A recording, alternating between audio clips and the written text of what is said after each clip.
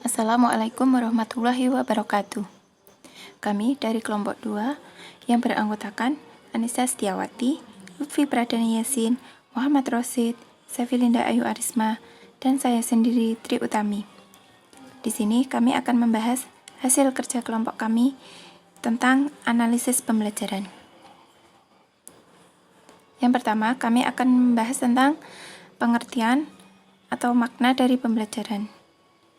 Makna dari pembelajaran menurut Corey tahun 1986 adalah suatu proses di mana lingkungan seseorang secara disengaja dikelola untuk memungkinkan ia turut serta dalam tingkah laku tertentu dalam kondisi-kondisi khusus atau menghasilkan respon terhadap situasi tertentu. Mengajar menurut William Haburton adalah upaya memberikan stimulus, bimbingan, pengarahan, dan dorongan kepada siswa agar terjadi proses belajar. Sedangkan pembelajaran menurut Kamus Besar Bahasa Indonesia, pembelajaran yang diidentikan dengan kata mengajar berasal dari kata dasar ajar yang berarti petunjuk yang diberikan kepada orang supaya diketahui atau diturut.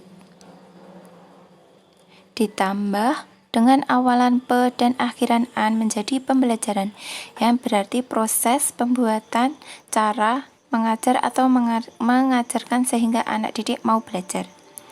Dalam Wikipedia, pembelajaran adalah proses interaksi peserta didik dengan pendidik dan sumber belajar pada suatu lingkungan belajar. Pembelajaran merupakan bantuan yang diberikan pendidik agar dapat terjadi proses pemerolehan ilmu dan pengetahuan, penguasaan, kemahiran, dan tabiat, serta pertumbuhan, pembentukan sikap dan kepercayaan pada peserta didik. Dengan kata lain, pembelajaran adalah proses untuk membantu peserta didik agar dapat belajar dengan baik.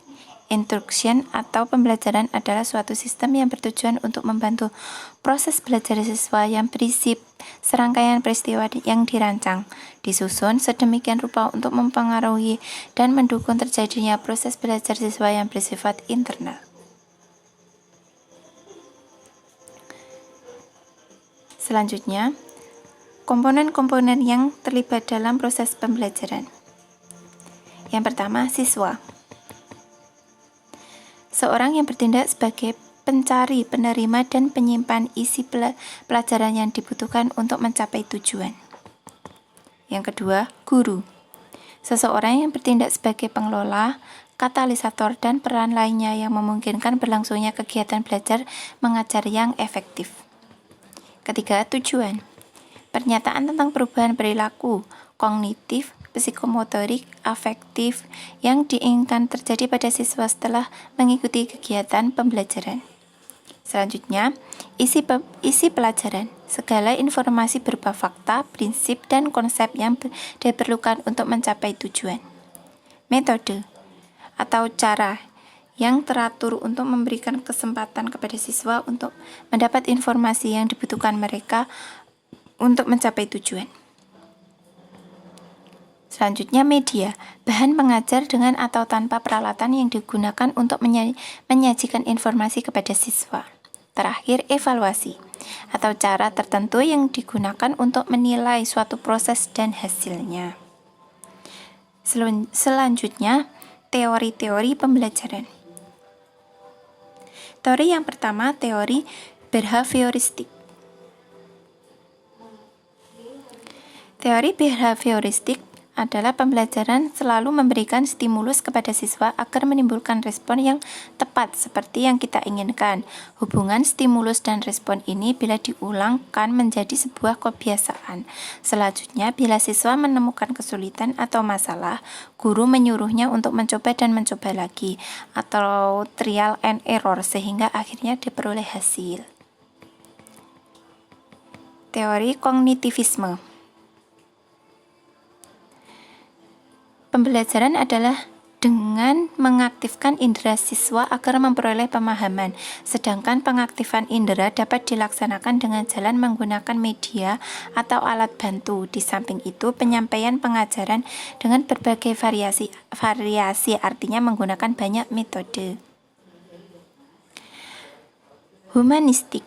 Dalam pembelajaran ini, guru sebagai pembimbing memberi pengarahan agar siswa dapat mengaktualisasikan dirinya sehingga sebagai manusia yang unik untuk mewujudkan potensi-potensi yang ada dalam dirinya sendiri, dan siswa perlu melakukan sendiri berdasarkan inisiatif sendiri yang melibatkan pribadinya secara utuh atau perasaan maupun intelektual dalam proses belajar agar dapat memperoleh hasil. Sosial, pemerhatian, permodelan. Proses pembelajaran melalui proses pemerhatian dan permodelan menurut Badrun tahun 1986 mengenal pasti 4 unsur utama dalam proses pembelajaran. Melalui pemerhatian atau permodelan ialah pemerhatian atau attention, mengingat atau retention, reproduksi atau reproduction, dan penangguhan atau reinformation, motivasi, motivation. Implikasi daripada kaidah ini berpendapat pembelajaran dan pengajaran dapat dicapai melalui beberapa cara yang sebagai berikut. Yang pertama, penyampaian harus interaktif dan menarik. Selanjutnya, demonstrasi guru hendaklah jelas, menarik, mudah, dan tepat. Hasilan guru atau contoh-contoh seperti ditunjukkan hendaklah mempunyai mutu yang tinggi.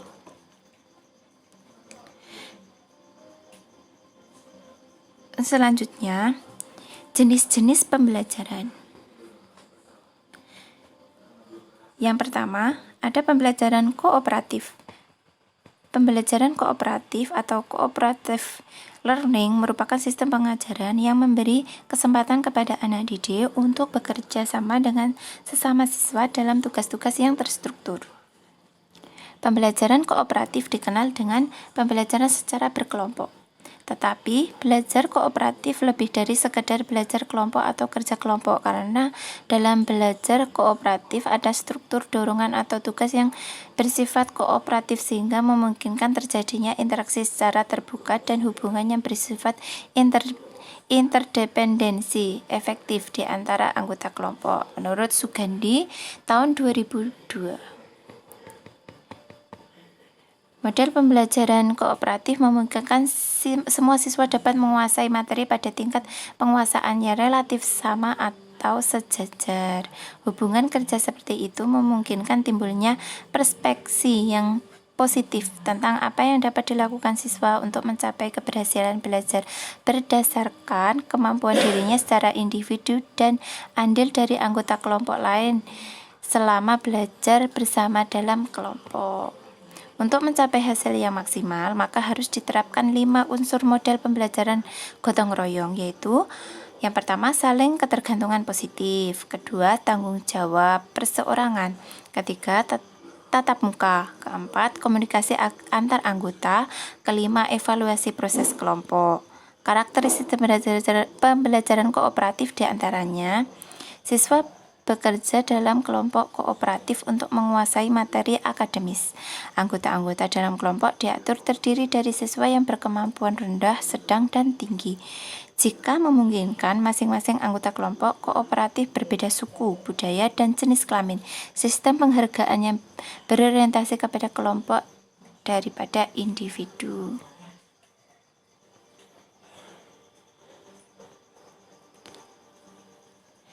Selanjutnya, pembelajaran konseptual.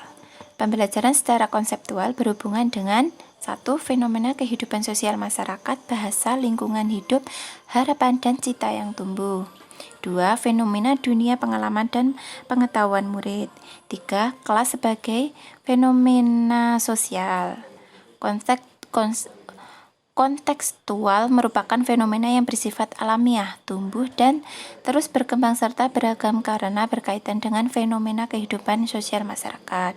Dalam kaitannya dengan ini, maka pembelajaran pada dasarnya merupakan aktivitas mengaktifkan, menyentuhkan, mempertautkan, menumbuhkan, mengembangkan, dan membentuk pemahaman melalui penciptaan kegiatan, pembangkitan penghayatan, internalisasi, proses menemukan jawaban pertanyaan, dan rekonstruksi pemahaman melalui refleksi yang berlangsung secara dinamis. Pembelajaran tematik. Pembelajaran tematik merupakan pembelajaran terpadu yang menekankan keterlibatan siswa dalam pembelajaran. Pembelajaran ini melibatkan beberapa kompetensi dasar, hasil belajar, dan indikator dari suatu mata pelajaran, atau bahkan beberapa mata pelajaran. Melalui pembelajaran tematik, siswa diharapkan dapat belajar dan bermain dengan kreativitas yang tinggi, sebab dalam pembelajaran tematik, belajar tidak semata-mata mendorong siswa untuk mengetahui, tetapi belajar juga untuk melakukan, untuk menjadi, dan untuk hidup bersama. Pembelajaran tematik adalah pembelajaran terpadu yang menggunakan tema untuk mengaitkan beberapa mata pelajaran sehingga dapat memberikan pengalaman yang bermakna kepada siswa.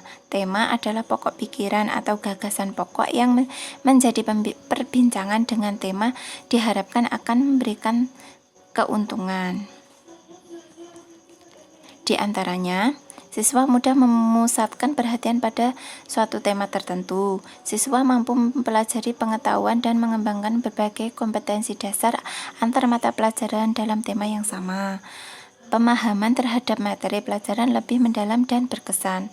Kompetensi dasar dapat dikembangkan lebih baik dengan meningkatkan mata pelajaran lain dengan pengalaman pribadi siswa.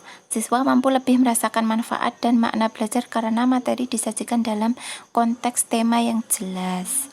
Siswa lebih bergairah belajar karena dapat berkomunikasi dalam situasi nyata untuk mengembangkan suatu kemampuan dalam satu mata pelajaran sekaligus mempelajari mata pelajaran lain. Guru dapat menghemat waktu karena mata pelajaran yang disajikan dapat dipersiapkan sekaligus diberikan dalam 2 atau 3 kali pertemuan, sedangkan selebihnya dapat digunakan untuk kegiatan remedial dan pengayaan.